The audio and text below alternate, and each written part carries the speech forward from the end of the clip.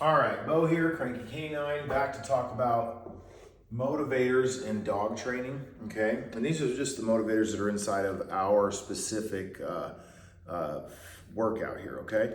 So when you guys first come, you're gonna get, for your first lesson, you're gonna get a chat about motivators in dog training. The first motivator that we're gonna use is attention, okay? So what does that mean? And I'll put attention plus food and I'll explain why. Attention is our main motivator. So in this method, we do a method called capturing, okay? Where we completely ignore the dog. We don't see him, he does not exist. We look away from him, and a lot of the time, actually, my eyes will be looking wherever I expect the dog to be. So let's just use the default down, for example. I'd be looking at the floor because that's where I expect him to end up.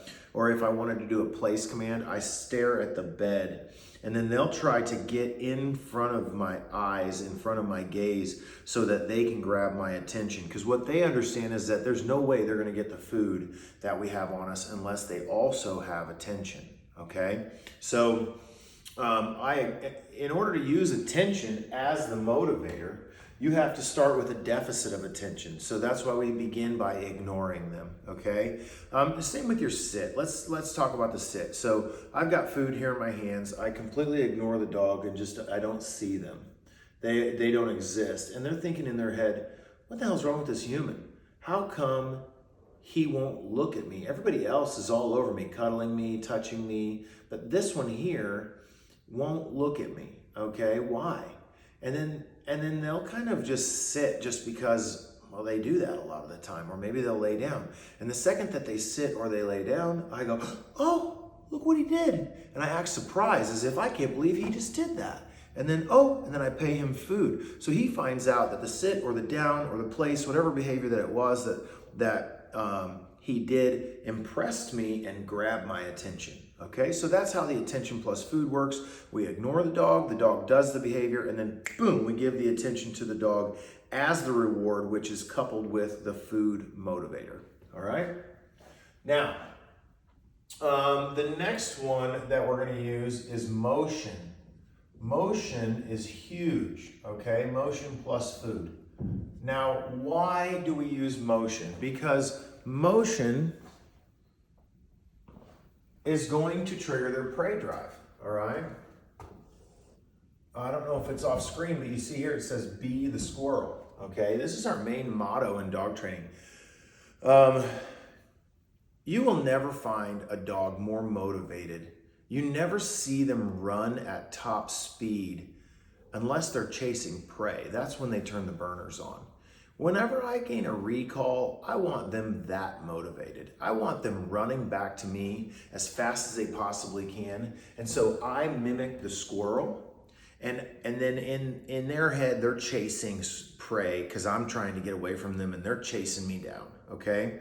So when the predator chases the prey, the dog chases the squirrel, they run after the squirrel runs away, and if they catch the squirrel, well, it dies on this day, it gets eaten basically. And that is the relationship between predator and prey. Predator chases prey, predator kills and eats prey. Well, the best way we can mimic that as humans is to move away from the dog, have them follow, and when they catch us, give them the treat. That is motion followed by food, which is basically us being the squirrel, running away from the predator, triggering their predatory instinct. Plus, it creates a fun game of chase, which, as we all know, dogs love to chase. And then when they catch us, we give them food. And so motion followed by food is a huge, huge motivator. It is part of almost every single thing that we teach. In fact, everything that we teach has motion followed by food, okay? Now, the next motivator is the fear of loss, okay? The fear of loss. Now, in the fear of loss, okay, what happens if the predator chases the squirrel and doesn't catch the squirrel? Well, it loses it. It becomes ditched, okay? The squirrel has ditched it.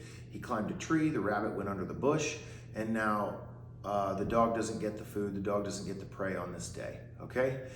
Now, you've all seen dogs chase squirrels, and generally they don't look too upset when they lose the squirrel. They're usually pretty jolly, like, hey, that was a pretty good chase, wasn't it? Man, I almost got that guy today. And so they aren't really too turned off by losing the squirrel. I'm sure they're a little bit disappointed.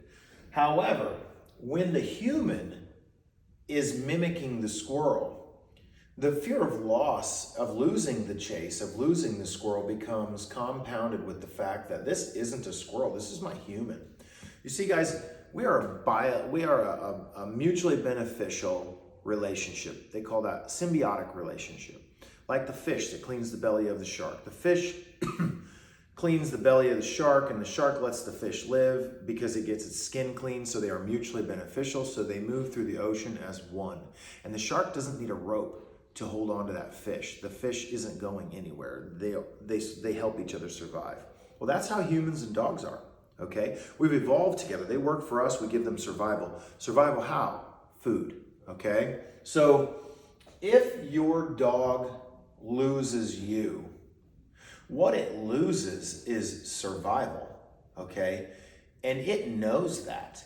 In the same way that your child knows that. You ever get lost in Walmart, like when you were like 4 or 5 years old, you were with your mom and she was looking at the coffee and you were looking at the candy and you turned around and she was gone, okay?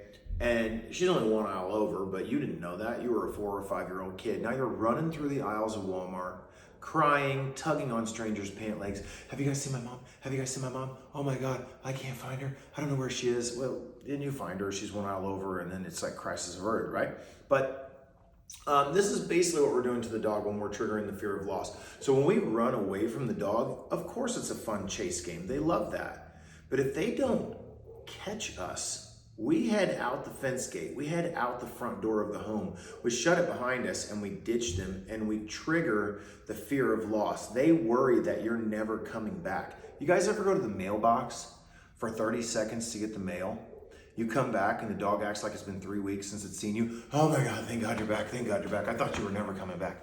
That is separation anxiety, and that is actually what we're using as our consequence here. So in the middle of your training session, if the dog decides that it doesn't want to pay attention to you, you will ditch it. You will completely leave, and you will allow that dog to understand that if it decides to turn its back on you and it thinks that you're not worth paying attention to, that you will disappear. And you will then trigger its worst fear. It is more effective than just about any other punisher that you could think of in dog training, okay? All right, the next motivator we're gonna put out here is hunger. You guys learned this in the box feeding protocol. Hunger, okay? This is also what's called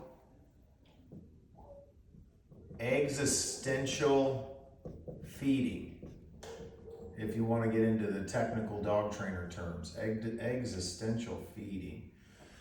Okay, so in box feeding, you're feeding these meals to the dog. If the dog doesn't eat, then he loses his meal, and we come back later when he's hungry, and that repeats itself until the dog decides to eat out of the box, okay? But this is not only just box feeding, this is all of the training that you're doing, right? So the pouch that you are holding on your hip here should be filled with the dog's meals, okay? And maybe you're still working box feeding, that's fine, you can feed that way. But the food that they're earning in the lessons are also kibble, existential feeding.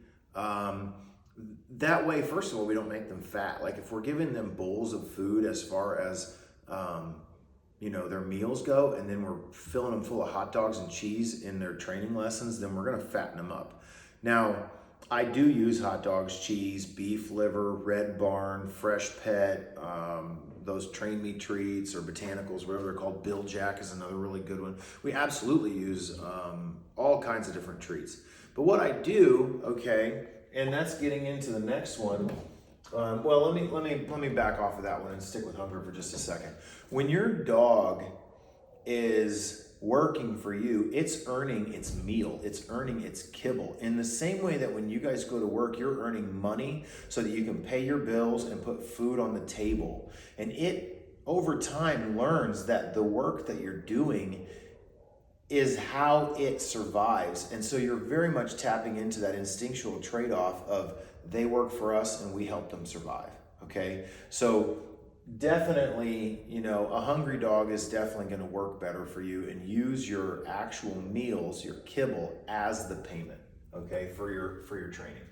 Now, the next one we're going to get into is gambling. Okay, you guys ever gamble? Hopefully not.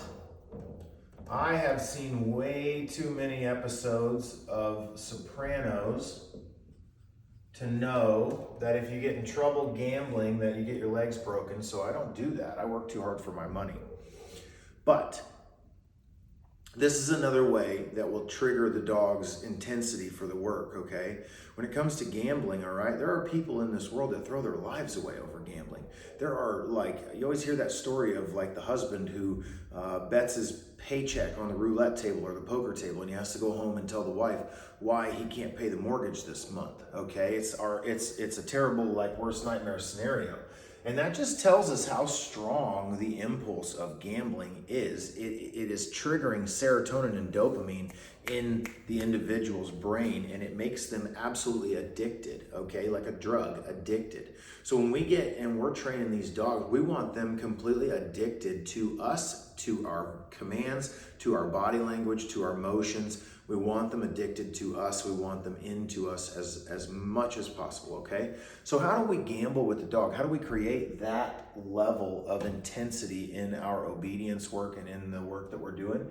We mix different things in with the kibble. We take our 2 cups of kibble that we're feeding, we put it in the pouch, and then we cut up 5 different types of treats. Hot dogs, let's do some cheese, some Bill Jack, some beef liver, some Fresh Pet, some Red Barn.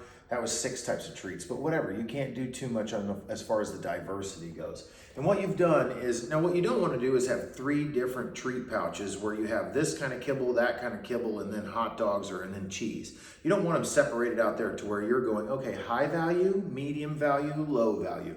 No, it shouldn't work like that. You should have a mix, okay? It should work like a lottery ticket. When you get a lottery ticket, you can see on that thing that it can pay out $1, $2, a free ticket, $5, $10, $100. And if you go to the boat, you can see that red shiny car that they got spinning up on the thing, and if you get the jackpot, you're taking that car home. That's how your payment and your reward system should work. It should be a mix.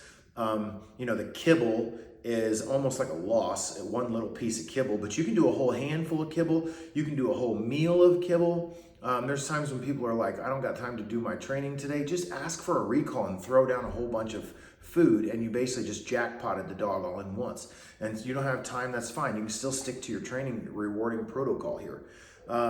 But inside of your training, every single time that dog does something for you, it never knows what it's going to get. It could get kibble, it could get cheese, it could get hot dogs. So it keeps that mind wondering, what's it going to be next? What's it going to be next? What's it going to be next? And then you're diving into that whole idea of creating a gambling system, a lottery ticket-like system in the dog's mind.